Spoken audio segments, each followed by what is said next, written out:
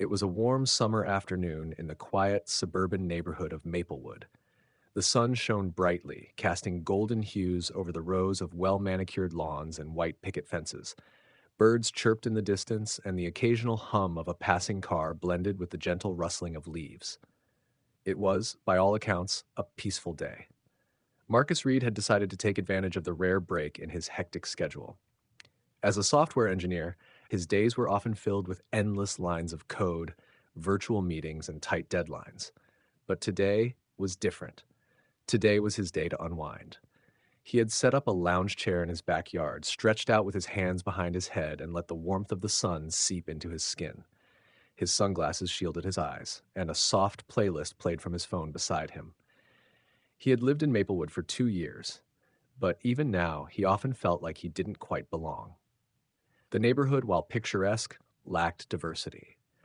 It was the kind of place where people smiled politely but never truly engaged unless you fit a certain mold. And though Marcus had worked hard to build his career and afford this home, he still noticed the wary glances, the hesitant waves, and the subtle yet undeniable sense of being watched. What he didn't realize, however, was that at this very moment he was being watched. Across the street, behind the slightly parted curtains of a pristine white colonial-style house, Karen Whitmore stood with her arms crossed. Her face was a mixture of curiosity and disapproval.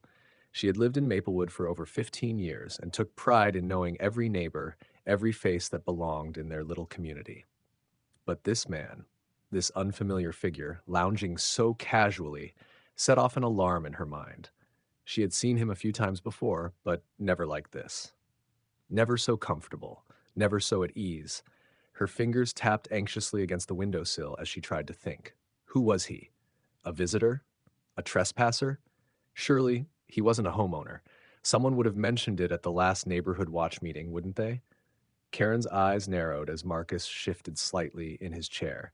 He reached for his drink and took a slow sip, completely oblivious to the storm brewing just beyond his fence line. Her pulse quickened.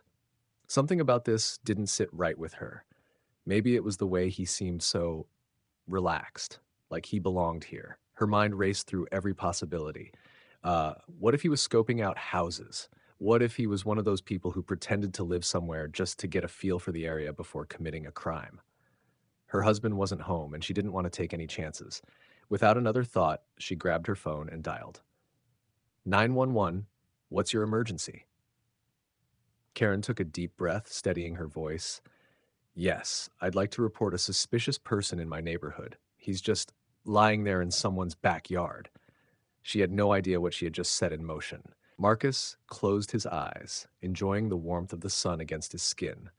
The steady rhythm of his music played in the background, mixing with the faint sounds of birds chirping and the occasional distant car passing through the neighborhood. He was finally at ease, far removed from the stress of work, the endless meetings, the deadlines that seemed to creep closer no matter how much he got done. For the first time in weeks, he felt relaxed. That peace, however, was short-lived. The sound of distant sirens broke through the tranquil afternoon air, faint at first but growing steadily louder. Marcus frowned, momentarily opening his eyes before shrugging it off. He assumed it was just another emergency somewhere in town, nothing out of the ordinary. But as the sirens drew closer, something felt off. Then he heard it. The unmistakable crunch of tires rolling to a stop right in front of his house. Marcus sat up, pulling his sunglasses down slightly to get a better look. Two police cruisers sat parked at the curb, their lights flashing in stark contrast to the peaceful suburban setting. He barely had time to process the sight before he saw the officers step out, their movements stiff and purposeful. Confusion crept over him as he swung his legs over the side of the lounge chair and stood up. His heart began to race, not out of guilt. He had done absolutely nothing wrong, but out of the unsettling familiarity of the situation. He had seen this play out too many times on the news, heard too many stories from friends and colleagues who had experienced it firsthand. Still, he kept his hands visible and stayed where he was. One of the officers, a middle-aged man with a hardened expression, spoke first. Sir, we received a call about a suspicious individual in the area. His voice was firm, authoritative. Marcus furrowed his brow. A suspicious individual? He looked around as if searching for some unknown intruder. I live here. The second officer, younger and slightly less tense, glanced at the house, then back at Marcus. This is your property? Yes. Marcus kept his voice even, though irritation simmered just beneath the surface. I've lived here for 2 years. A flicker of uncertainty crossed the younger officer's face, but the older one remained unmoved. He exchanged a glance with his partner before continuing. Do you have any identification? Marcus exhaled sharply, suppressing the frustration building inside him. Yeah, let me grab my wallet. He moved slowly, aware of how quickly things could escalate, and retrieved his wallet from the patio table. He handed over his driver's license, watching as the older officer inspected it. Meanwhile, across the street, Karen stood at her window, peering through the curtains. She hadn't expected things to go this far. She just wanted them to check things out, to make sure everything was okay. But as she watched Marcus interact with the officers, a creeping sense of unease settled in her stomach. Something told her this wasn't going to end the way she thought it would. Marcus stood still, his pulse steady but his jaw tightening as the officer studied his driver's license. The older cop's eyes flicked from the ID to Marcus and back again as if trying to find a discrepancy. The younger officer shifted slightly, his stance no longer as rigid, but he remained quiet. After what felt like an eternity, the older officer handed the license back. So, you're saying you live here? Marcus inhaled deeply, keeping his tone controlled. Yes. Like I said, I've been here for 2 years. He gestured toward his house. I can show you mail with my name on it if you need more proof. The younger officer cleared his throat. We got a report of someone out of place in the neighborhood. A concerned citizen called it in. Marcus almost laughed at the absurdity of it. Out of place? What did that even mean? He already knew the answer. He had seen it in the eyes of some of his neighbors, the way they hesitated when he walked by, the way they locked their car doors a little too quickly when he passed. It didn't matter how educated he was, how successful, some people would always see him as a threat. He crossed his arms. So let me get this straight. Someone saw me sitting in my own backyard and thought I was a criminal? The older officer's expression remained unreadable, but the younger one shifted uncomfortably. We just had to follow up. It's protocol. Marcus shook his head. Right. And if I didn't live here, what then? Neither officer answered. Across the street, Karen watched, her fingers gripping the curtain tighter. She hadn't expected this. In her mind, she had thought she was doing the right thing, being cautious. But now, seeing the way Marcus was being questioned, the tension in his shoulders, the way his expression darkened with each passing second, something about it didn't sit right. She swallowed hard. Had she overreacted? Before she could think it through, Marcus spoke again.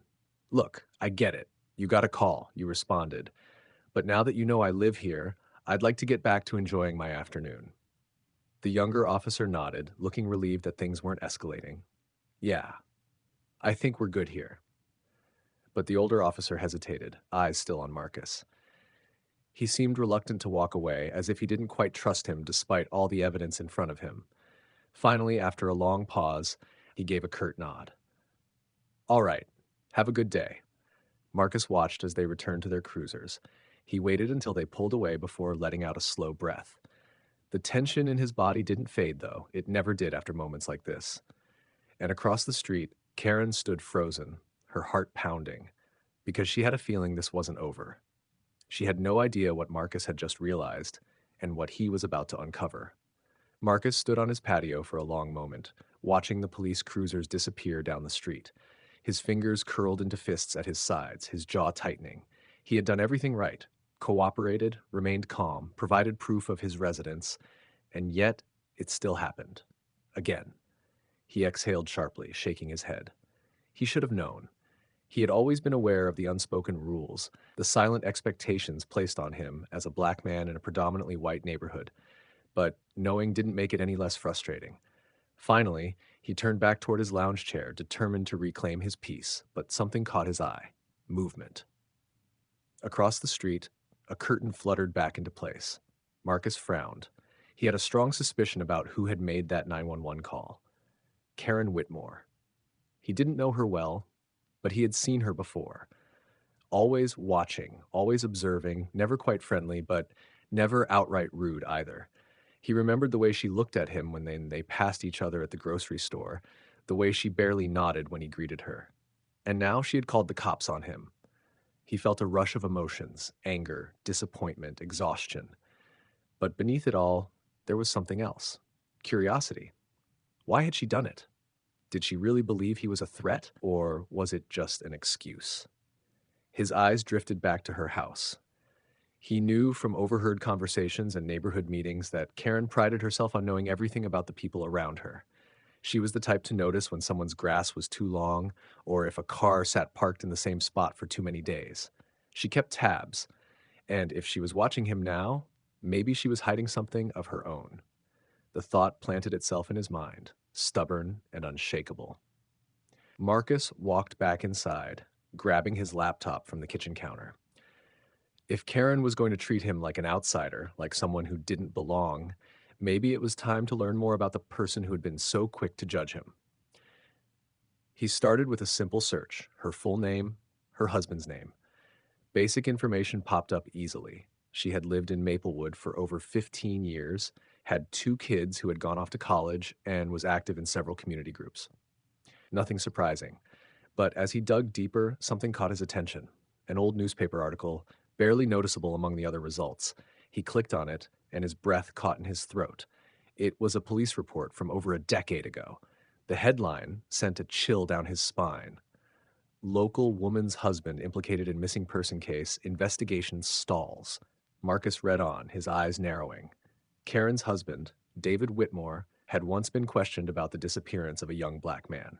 The case had gone cold. Marcus stared at the screen, his heart pounding. This was no coincidence. Marcus stared at the dimly lit house across the street long after Karen had shut the door. His mind was racing.